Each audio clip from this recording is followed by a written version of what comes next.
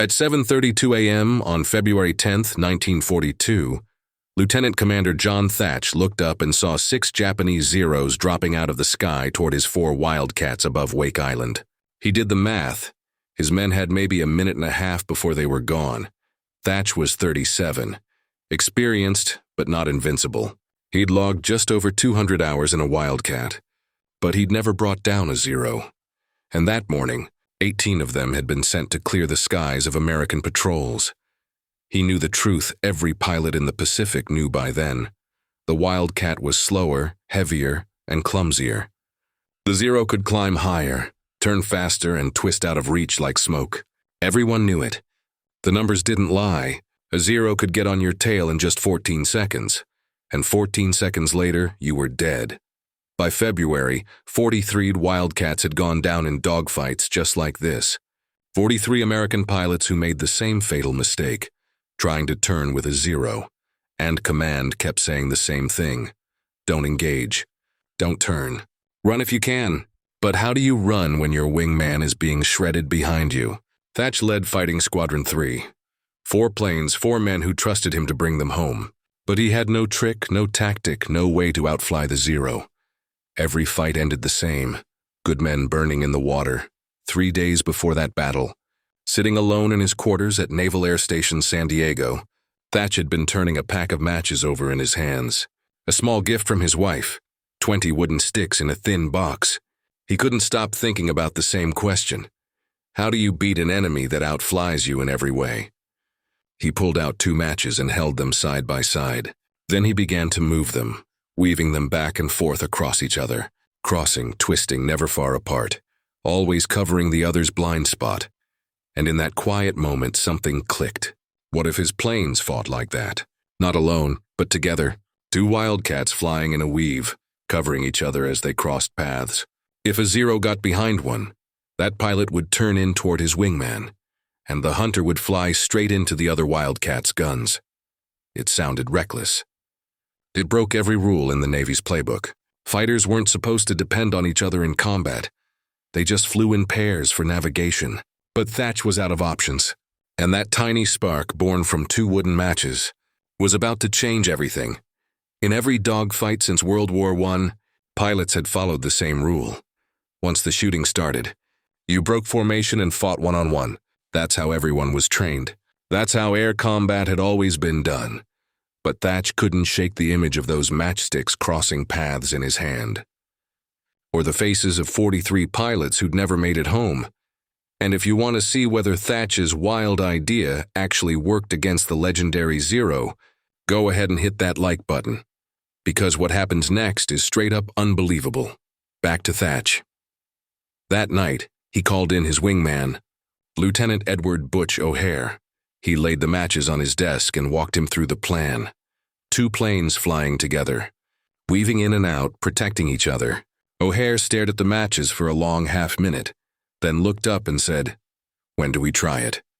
4 days later, he got his answer. 6 Zeros, closing fast. 200 yards out, Thatch's hand tightened on the stick, then the radio. This was it. Time to gamble everything on an idea no one had ever tested in combat. Bassett on me. Weave pattern. Execute. Lieutenant Junior Grade Edward Bassett was 800 feet off Thatch's right wing. 2 more pilots, Ensigns Daniel Sheedy and Edgar Coulson, flew another 1,000 feet beyond him. 4 Wildcats in a thin line, 6 Zeros diving from 11,000 feet. Every combat manual said the same thing. Split up. Fight alone. But Thatch had a different plan. He turned toward Bassett. Bassett turned toward him. To anyone watching, it looked like panic. 2 American fighters flying straight at each other while the enemy closed in. The Japanese pilots must have thought they were watching a mid-air collision about to happen. But at 400 yards, the 2 Wildcats banked hard. Thatch left, Bassett right, crossing within 200 feet of each other. Then they turned again, looping back for another pass, tracing a giant figure 8 in the sky. That's when 1 Zero locked onto Bassett. Classic move. Get behind, close the distance, hammer away with cannon fire. The Japanese pilot pushed in, 600 yards. 500. Bassett was dead center in his sights, but instead of turning away, Bassett banked toward Thatch. The Zero followed, lining up the perfect shot.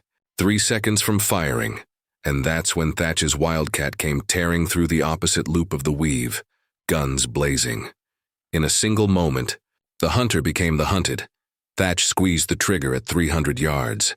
650 caliber machine guns roared to life, 70 rounds a second ripping through the air.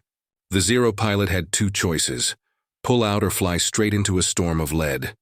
He pulled up hard, breaking off the attack. The rest of the Japanese formation scattered. For the first time in the Pacific, Zeros were the ones running from Wildcats.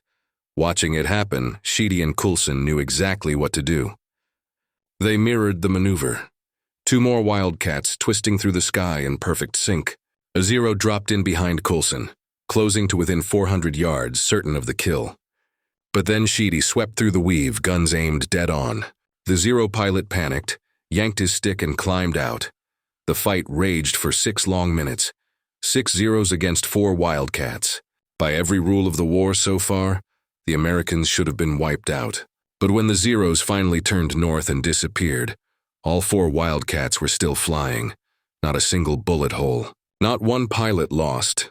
Thatch exhaled, checking his gauges, his fuel, his men. They were alive. The weave had worked. When he landed at Ford Island 40 minutes later, his hands were trembling.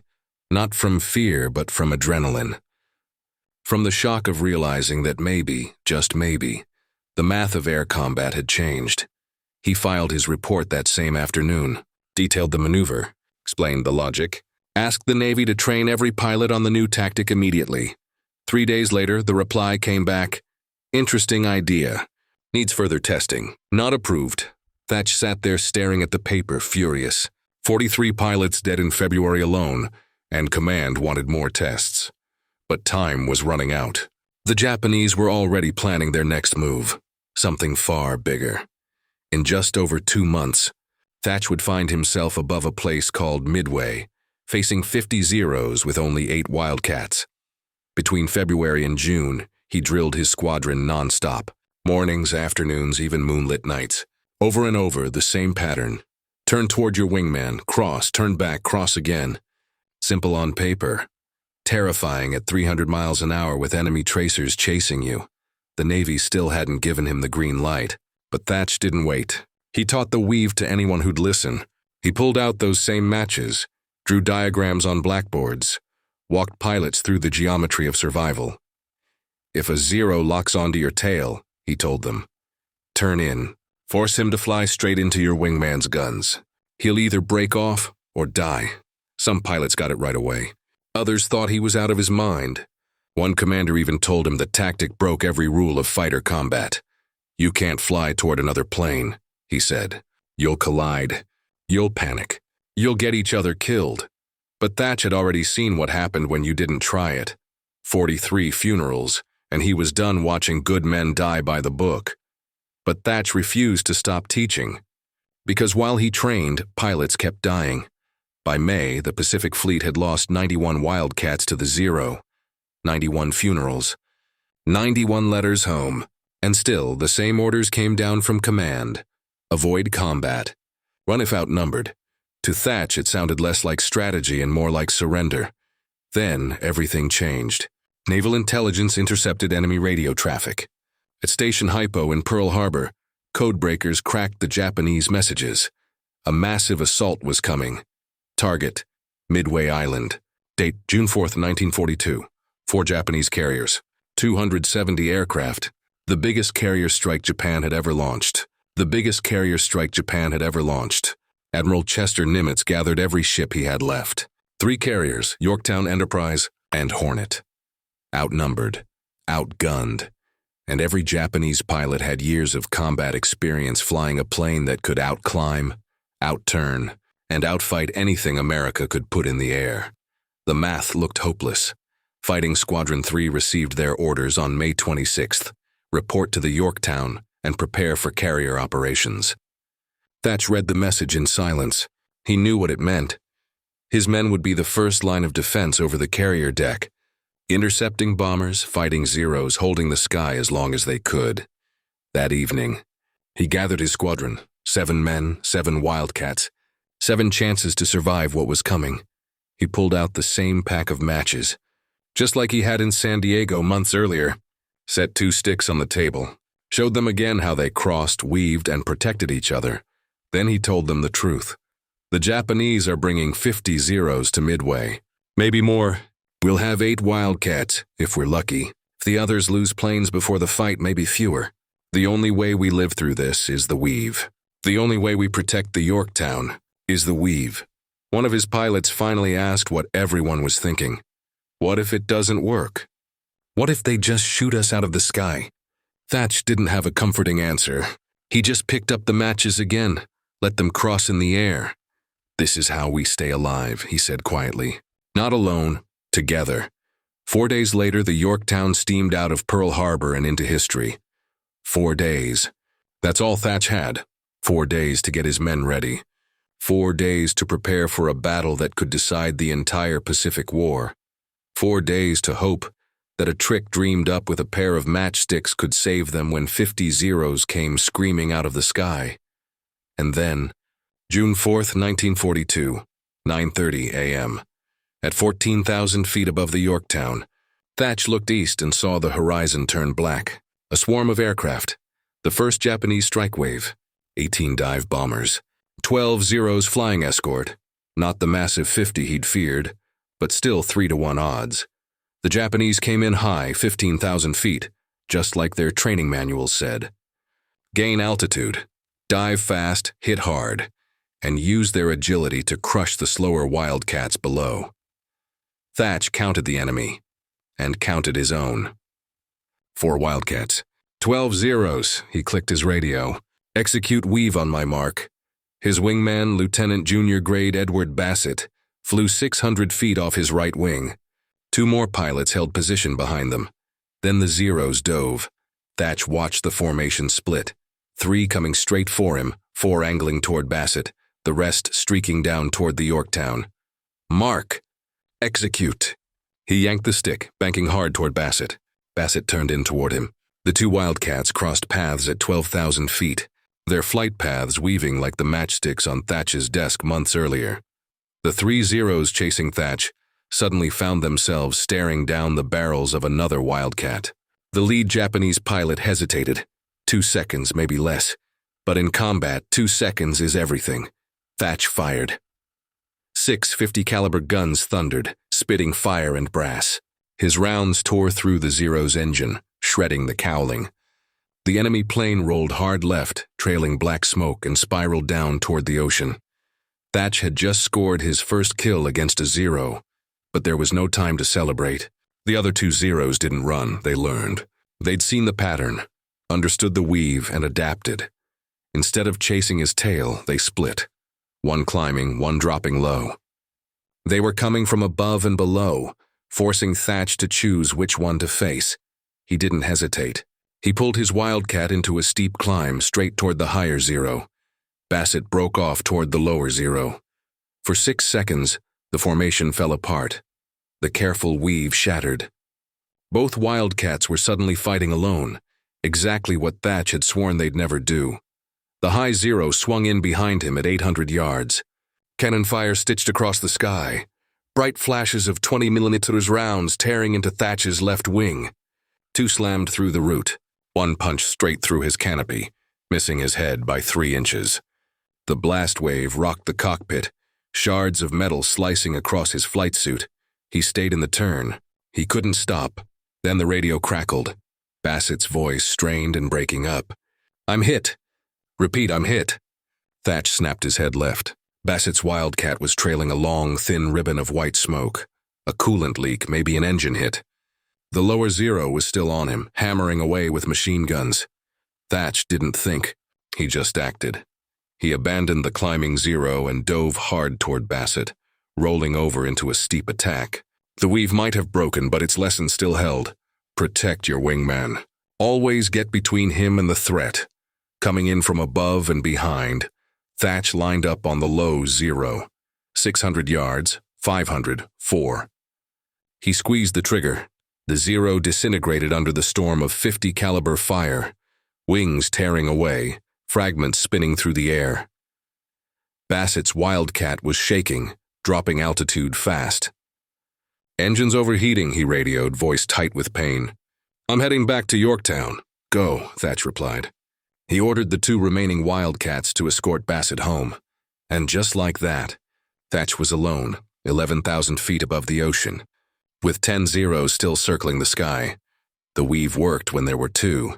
Alone, it was useless. He turned toward the carrier, descending, hoping to draw the fight away from the ship. But 3 Zeros spotted him and banked to intercept. Thatch scanned the sky. 4 friendly Wildcats 3 miles east. Too far to reach him in time. He checked his ammo, his instruments, his nerves. No wingman, no cover, no plan. Running meant dragging those Zeros straight toward the Yorktown.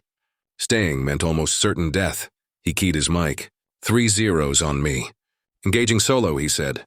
Then after a long pause, "If this works, you'll see it. If it doesn't, tell my wife I love her."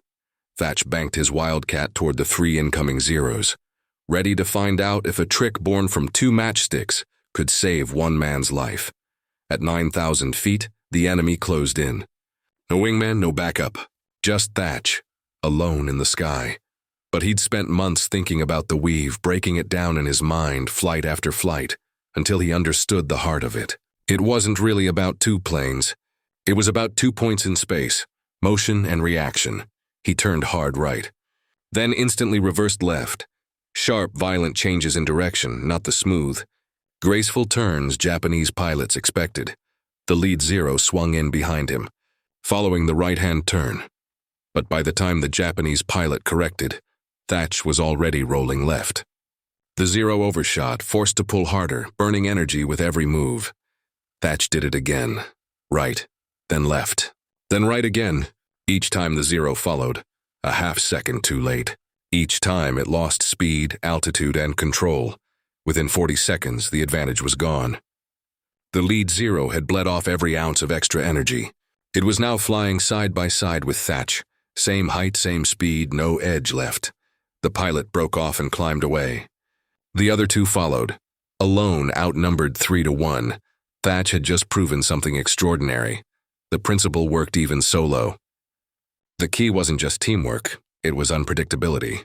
Constant direction changes, never giving the enemy what they expected. Make them chase, make them waste energy, make them quit. 20 minutes later, Thatch brought his Wildcat back down on the Yorktown's deck. Bassett had made it too, his engine coughing smoke, his plane peppered with holes, but still flying. The rest of the squadron was already gathered in the ready room, exhausted and wide-eyed. The matchstick idea, the crazy, rule-breaking weave, had not only kept them alive, it had changed the way American pilots would fight for the rest of the war. Everyone on Yorktown had seen it. Thatch, alone against 3 Zeros, twisting through the sky like a man possessed, and somehow coming back alive. By the end of the day, word had spread across every flight deck in the task force. Thatch's weave works, even solo, even when the odds are impossible. That evening, pilots from Enterprise and Hornet crowded into Thatch's ready room, asking how he'd done it. Thatch didn't give a speech. He pulled out 2 matchsticks again, the same ones he'd used since training, and showed them how to move together, how to protect each other, how to survive. How to protect each other, how to survive. Soon the carriers were alive with motion. Wildcat pairs circling over the fleet after dark, tracing the weave across the night sky, learning the rhythm, the reversals, the trust it took to fly inches apart at combat speed. By June 5th, 18 pilots could fly it perfectly. By June 6th, 32, the tactic spread faster than any official order ever could. Not from a memo, but from word of mouth. From pilots teaching pilots how to live through a dogfight, the Japanese noticed. Radio intercepts picked up on June 7th mentioned new American maneuvers. Reports of Wildcats fighting in pairs, changing direction unpredictably, refusing to fall like they used to. One Japanese commander even sent a message warning his units. American fighters have changed. Expect stronger resistance. 3 days later, on June 10th, Fighting Squadron 3 was flying combat air patrol over a convoy near Midway. 8 Wildcats faced 14 Zeros. Thatch called for the weave. 4 pairs locked into motion. The Zeros tried everything, isolating one Wildcat, dragging them into turning fights, pressing their speed advantage. But every time a zero got behind one, the partner turned into the fight, guns blazing. Every time they tried to split a pair, both Wildcats turned toward each other, covering the other's blind spot. 12 minutes later, the zeros broke off. 2 Wildcats were damaged. None were lost. 3 zeros went down in flames. For the first time in the Pacific, American fighters had beaten zeros on even terms. Fighter Command took notice. 5 days later, Commander John Thatch was ordered to Pearl Harbor. Admiral Nimitz himself wanted to hear about this new tactic, the one born from 2 matchsticks and a refusal to die quietly. Thatch arrived on June 18th, sat in a small briefing room overlooking the harbor, and began preparing to teach the Navy how to fight differently and how to survive doing it. Thatch had spent days building the perfect briefing, diagrams, gun camera footage, pilot testimonies, the cold math of survival rates and kill counts. Everything Command needed to see that his weave wasn't theory anymore. It was life insurance. But while Thatch was perfecting his presentation in Pearl Harbor, the enemy was doing the same in reverse. Japanese intelligence had studied every encounter since Midway. They'd watched the new American maneuver and built a counter for it, a method designed to tear the weave apart and kill both pilots in a pair. June 23, 1942. 815 hours. Off Santa Cruz Island, Fighting Squadron 3 was flying escort duty over a supply convoy when the radar warning came. 18 inbound bogies. 12 miles out, approaching fast from the northwest. Thatch counted his fighters. 8 Wildcats. 4 pairs, and ordered standard weave formation. They'd been cleared to use it fleet-wide just 3 days earlier, after Admiral Nimitz himself had signed off on the tactic. But Thatch didn't know yet that the Japanese had already written its obituary. At 16,000 feet, the zeros appeared, but they didn't attack, not right away. They circled above, silent, patient, which was wrong. Zeros never waited. They always dove fast, hit hard, and relied on speed before the slower Wildcats could respond. Thatch watched them orbit for 90 long seconds, and then it clicked. They weren't hesitating. They were coordinating. Suddenly, 6 zeros peeled left. 6 broke right. 6 stayed high. 3 groups. 3 attack vectors. Thatch felt his gut tighten. 2 Wildcats could protect each other from one angle, but 3 at once. That was something new. At 081 scene, all 18 zeros came in at once. 6 from above, 6 from the left, 6 from the right. Thatch called out the weave, his voice sharp over the radio. But hesitation rippled through the formation. Which threat do you counter when the danger's everywhere? Lieutenant Bassett turned toward the high group, a good instinct. But it left his right flank wide open. Ensign Eddie swung to cover him, but that move broke formation with his own wingman. Within seconds, the tight weave dissolved into chaos. 8 Wildcats scattered. Each one suddenly alone, each one fighting for its life. And up in his cockpit, Thatch saw it, the pattern collapsing, the trap closing, and his invention being ripped apart in real time. He grabbed the radio and keyed his mic. Thatch's voice cracked over the radio. Reform pairs. Find your wingman. Standard weave. Ignore everything else. The order cut through the chaos like a knife. Bassett spotted his partner, yanked the stick hard left, and locked back into formation. 2 Wildcats became one fighting unit again, turning, crossing, weaving. Even with enemy fire ripping through the sky from 3 directions, the high group of zeros dove first. Bassett turned toward his wingman, baiting them in. The Japanese followed straight into the crossing pattern, and right into his wingman's guns. Twin bursts of 50 caliber fire tore through the air. 2 zeros erupted into flame and spiraled down. The rest of that group scattered. Next came the left flank. They dropped to 14,000 feet and charged. Thatch and his partner timed their turns perfectly. 1 zero made the fatal mistake, flew straight into the intersection. Thatch's guns lit up. The enemy fighter broke apart mid-air, trailing smoke all the way down. On the right side, Sheedy's pair mirrored the move. 2 Wildcats against another wave of zeros. Same pattern, same precision, same deadly result. Another zero down, 8 minutes of pure chaos. Tracer fire, smoke, shrapnel. And when it ended, the scoreboard said everything. 5 Japanese zeros destroyed. 0 Wildcats lost. The triple direction ambush had failed. As the surviving zeros climbed away, Thatch exhaled and understood something far bigger than that single fight. The Japanese had evolved. They'd studied the weave, analyzed it, trained to break it. The fact that their plan hadn't worked didn't comfort him. It warned him. They were taking the tactics seriously now. That night, back aboard the carrier, Thatch filed his combat report. He wrote every detail. The three-pronged assault, how the pairs reformed, how the pattern held under coordinated attack. His recommendation was blunt and final. No more testing, no more waiting. The weave worked, period. The report hit Admiral Nimitz's desk on June 25th. He sent it straight to Admiral Ernest King, Commander-in-Chief of the U.S. Fleet. King read the data.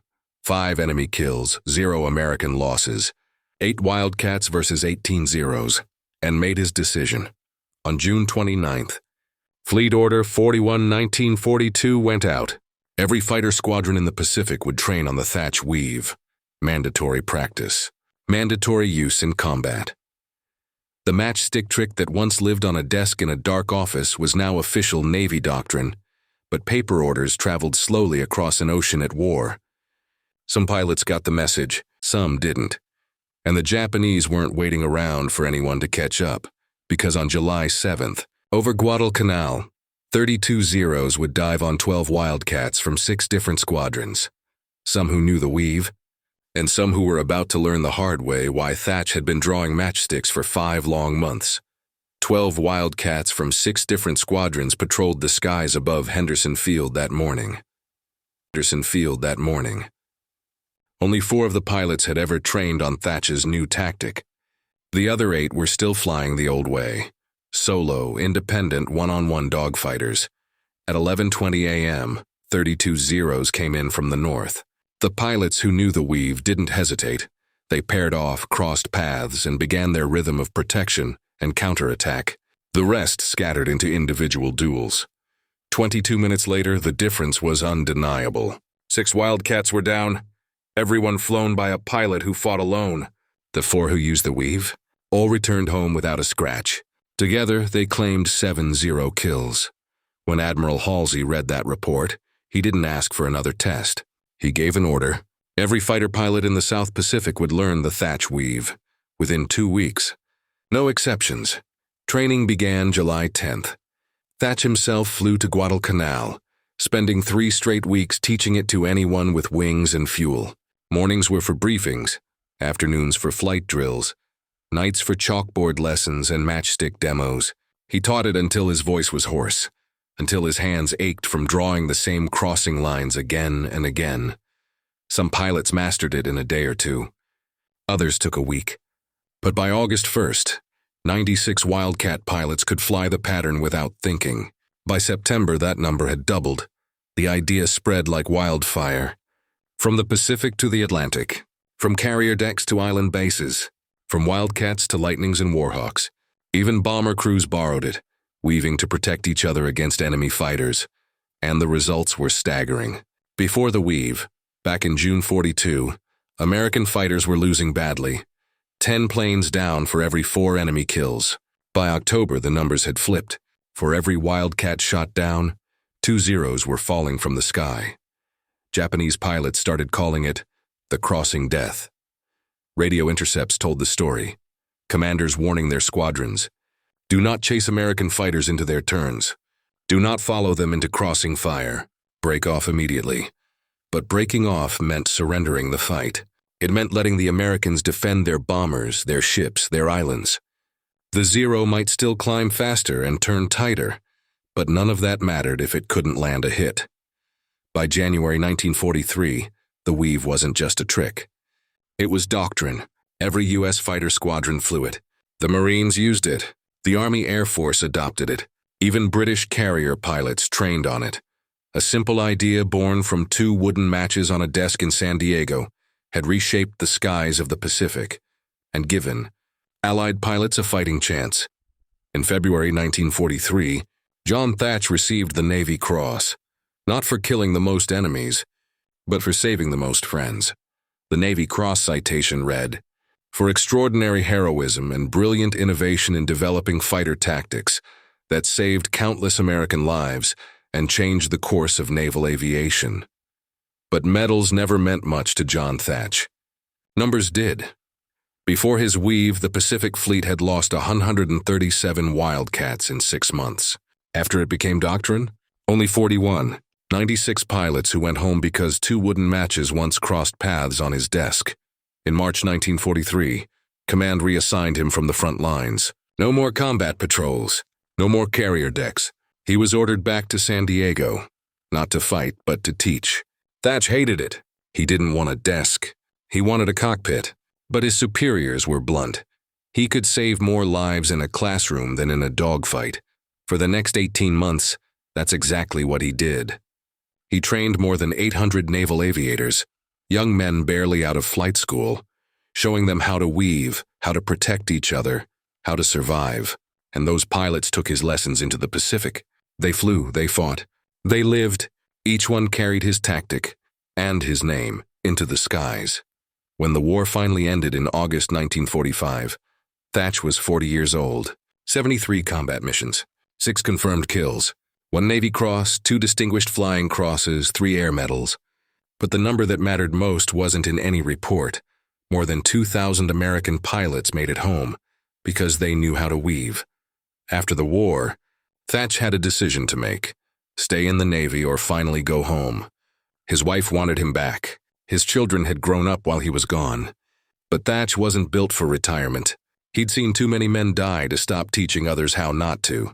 So he stayed. Over the next 27 years, he trained generation after generation of fighter pilots.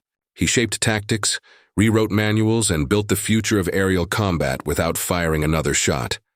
He rose through the ranks, commander in 46, captain in 52, rear admiral by 1960. He led carrier groups during the Korean War, though he never flew combat again. His students did, and they all knew the weave. By then, the tactic had a new name: the Thatch Weave. It was the first time in military aviation that a maneuver carried a living pilot's name. When the Vietnam War came, the skies changed: faster jets, deadlier missiles. But the logic of Thatch's idea stayed the same. F4 Phantom pilots adapted it for supersonic speeds, calling it the Fluid 4 formation. Different era, different machines, but the same heartbeat. 2 aircraft protecting each other. 2 matches crossing paths. The Zero could still outturn the Wildcat. But the Weave didn't care about turning speed. It worked at 600 miles an hour, the same way it worked at 3. Thatch retired from the Navy in 1973. 4 stars. 40 years of service. He moved back to San Diego, lived quietly. He didn't talk about Midway or Guadalcanal, or the 2,000 pilots who'd come home because of him. When reporters asked about the Weave, he always said the same thing. It wasn't genius. It was desperation. I just wanted my boys to come home. Fighter pilots never forgot him. Every year on February 10th, the anniversary of the first combat test of the Weave, naval aviators from across the country would call him. They'd thank him. They'd tell him stories, how the Weave had saved their lives or their wingman's life. Thatch listened to every story, remembered every name. In 1981, the Navy named a building after him, Thatch Hall at Naval Air Station Pensacola, home of fighter pilot training. Every aviator who earns their wings passes a bronze plaque with his face and 3 words beneath it: Innovate, Adapt, Survive, John Jimmy. Thatch died on April 15, 2001. He was 86 years old. His funeral at Arlington drew more than 300 naval aviators. Men who'd flown Wildcats in 1943, Phantoms in 1967, Hornets in 1991. Generations of pilots, all alive because one commander once thought about matchsticks. Today, the Thatch Weave is still taught at every fighter school in the United States military. Navy, Air Force, Marines. Modern versions adapted for stealth jets and beyond visual range combat. But the principle never changed. 2 aircraft, turning toward each other, crossing paths, surviving together. At the National Naval Aviation Museum in Pensacola, Thatch's original pack of matches sits preserved in a glass case beside a model F4F Wildcat, a small reminder that sometimes the simplest ideas can save the most lives. The little plaque reads, Lieutenant Commander John Thatch used these matchsticks to create a tactic that saved more than 2,000 American pilots in World War II. Every day, school tours pass that display case without much more than a glance. But fighter pilots, they always stop. They stand there for a while. They look at those matches, and they understand exactly what they're seeing. If this story hit you the way it hit us, do something simple that actually helps. Hit the like button. Every like tells YouTube this story matters, that more people should hear it. And if you haven't already, subscribe and turn on notifications. We're bringing forgotten stories like this back to life every week. Real people, real courage, real history. Drop a comment right now and tell us where you're watching from. Texas, Germany, Australia, Japan. It blows our minds to see how far this community reaches. You're not just watching a video. You're helping keep these memories alive, so thank you. Thank you for being here. Thank you for making sure men like John Thatch aren't lost to time. Because these stories, these lives, deserve to be remembered, and you're part of making that happen. Be remembered, and you're part of making that happen.